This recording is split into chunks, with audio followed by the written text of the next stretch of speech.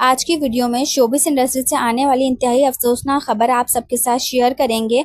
आपको बताएंगे कि मशहूर यूट्यूबर डक्की भाई के हवाले से एक ऐसा फैसला सामने आया है जिसने मदाहों के भी दिल तोड़ दिए हैं।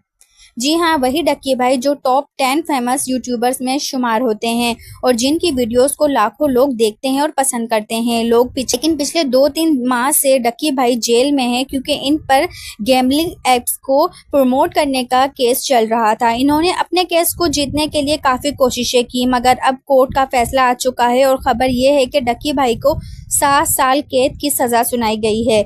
ये फैसला सुनकर ना सिर्फ मदर शॉक्ड हैं बल्कि उरूब जतोई का भी बुरा हाल हो गया है। इन्होंने अपनी तमाम वीडियोस और तस्वीरें सोशल मीडिया से डिलीट कर दी हैं और अब सिर्फ डक्की भाई के लिए दुआ मांगती नजर आती हैं।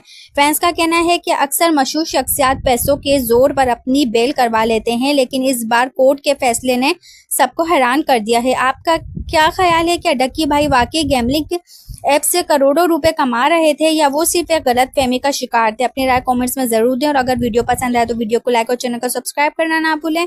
मिलते हैं कोई वीडियो के साथ। अपना बहुत सारा ख्याल रखिएगा। तब तक के लिए अल्लाह हाफिज।